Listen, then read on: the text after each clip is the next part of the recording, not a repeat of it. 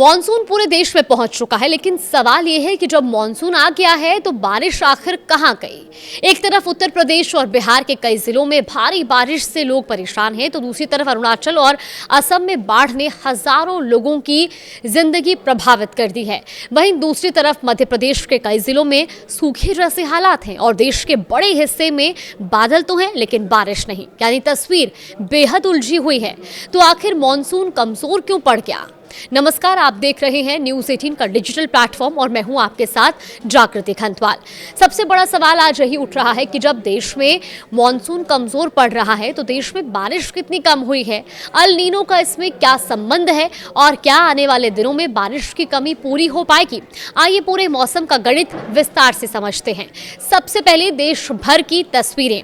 1 जून से अब तक देश में सिर्फ 227 मिलीमीटर बारिश दर्ज की गई, जबकि सामान्य तौर पर इस अवधि में 294.2 मिलीमीटर बारिश होनी चाहिए थी, यानी अब तक 67.2 मिलीमीटर या यूं कहें कि 23% कम बारिश हुई है। और अगर सिर्फ पिछले एक हफ्ते की बात की जाए, यानी 9 से 15 जुलाई के बीच, तो हालात और ज्यादा चिंताजनक रहे हैं, क्योंकि इस अवधि में सामान्य रूप से 63.8 mm बारिश होनी चाहिए थी, लेकिन रिकॉर्ड हुई सिर्फ 31.2 मिलीमीटर, यानी एक ही सप्ताह में 51% कम बारिश। और सबसे ज्यादा कमी दक्षिण भारत और मध्य भारत में दर्ज की गई है। दक्षिण भारत में सामान्य से 77% और मध्य भारत में 76% कम बारिश हुई है। वहीं पूर्वी और पूर्वोत्तर भारत में पूरे मॉनसून सीजन के दौरान बारिश की कमी 36% तक पहुंच चुकी है। अब सवाल उठता है कि क्या मॉनसून अभी तक पूरे देश में पहुंचा ही नहीं है? जवाब है नहीं। मॉनसून 9 जुलाई को राजस्थान, हरियाणा और पंजाब के बाकी हिस्सों में पहुंचकर पूरे भारत को कवर तो कर चुका है। आमतौर पर मॉनसून 8 जुलाई तक पूरे देश में पहुंच जाता है, लेकिन इस बार सिर्फ एक दिन की देरी हुई है। मतलब समस्या मॉनसून के आने में नहीं है, बल्कि उसके कमजोर पड़ने में है। अब जानते हैं कि मॉनसून आखिर कमजोर क्यों हुआ है। देखिए, मौसम विशेषज्ञ इसकी सबसे बड़ी वजह अल नीनो को मान रहे हैं। अल नीनो तब बनता है जब प्रशांत महासागर का पानी सामान्य से ज्यादा गर्म हो जाता है और इसका असर दुनिया के कई देशों के मौसम पर पड़ता है।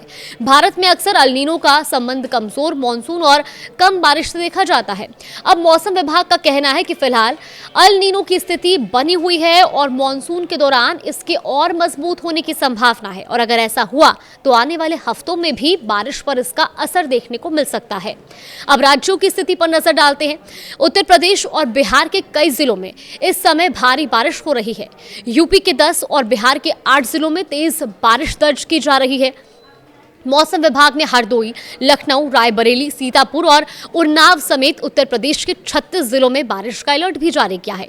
तो दूसरी तरफ अरुणाचल प्रदेश में पिछले 24 घंटों के दौरान बाढ़, लैंडस्लाइड और बारिश से 1,02,000 से ज्यादा लोग प्रभावित हुए हैं।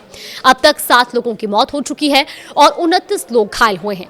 वहीं असम के 6 जिलों में 99 गांव बाढ़ की चपेट में हैं, जहां 37,032 लोग प्रभावित हैं। ओडिशा के पुरी में गुरुवार को यात्रा के दौरान भी लगातार भारी बारिश हुई, लेकिन इसी समय मध्य प्रदेश के जबलपुर, रीवा, सागर, शहडोल समेत 35 जिलों में सूखे जैसे हालात बने हुए हैं। यानी देश के अलग अलग हिस्सों में मौसम की तस्वीर बिल्कुल अलग है। अब सवाल, आने वाले दिनों में क्या राहत मिलने वाली है? देखिए, मौसम विभाग के अनुसार 16 से 22 जुलाई के बीच देश के कई हिस्सों में अच्छी बारिश की संभावना है। इसमें हिमाचल प्रदेश, उत्तराखंड, जम्मू कश्मीर और पूर्वी उत्तर प्रदेश में भारी से बहुत भारी बारिश हो सकती है। हिमाचल में 19 से 22 जुलाई, उत्तराखंड में 18 से 21 जुलाई, पूर्वी उत्तर प्रदेश में 19 से 21 जुलाई और जम्मू कश्मीर में 21 जुलाई को बहुत भारी बारिश की चेतावनी भी जारी की गई है। हालांकि लगातार बारिश के कारण इन इलाकों में भूस्खलन, फ्लैश फ्लड और सड़कें बंद होने जैसी समस्याएं भी सामने आ सकती हैं। इसीलिए स्थानीय प्रशासन और मौसम विभाग की चेतावनियों का पालन करना जरूरी होगा।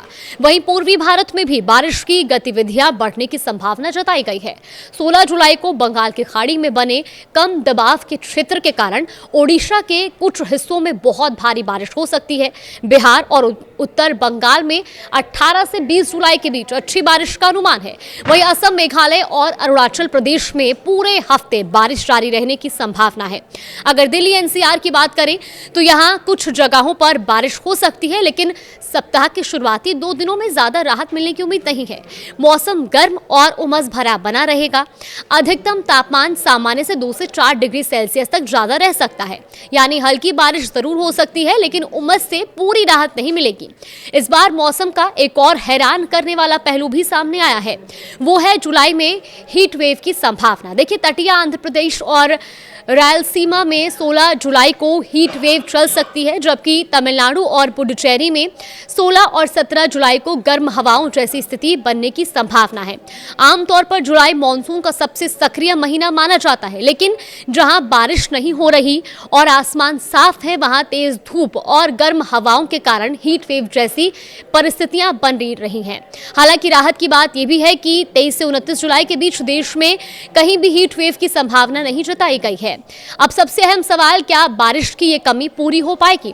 तो देखिए, मौसम विभाग का अनुमान है कि 23 से 29 जुलाई के दौरान मॉनसून की स्थिति में कुछ सुधार हो सकता है। मॉनसून ट्रफ अपनी सामान्य स्थिति के करीब लौट सकती है।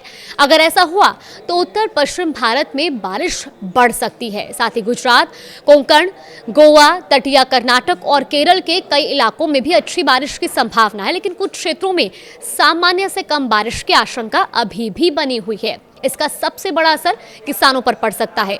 जुलाई खरीफ फसलों की बुआई का सबसे महत्वपूर्ण महीना होता है। धान, दाल और तिलहन जैसी कई फसलें सीधे बारिश पर निर्भर करती है।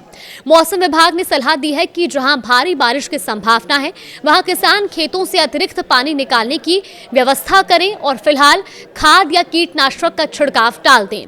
वहीं जिन इलाकों में बारिश कम हो रही है, वहां हल्की सिंचाई करने और फसलों को तेज गर्मी से बचाने की जरूरत भी बताई गई है। तो फिलहाल पूरे देश की नजर 2 बड़ी बातों पर टिकी है। पहली, अल नीनो कितना मजबूत होता है, क्योंकि इसी से तय होगा कि अगस्त और सितंबर में मॉनसून कितनी रफ्तार पकड़ता है।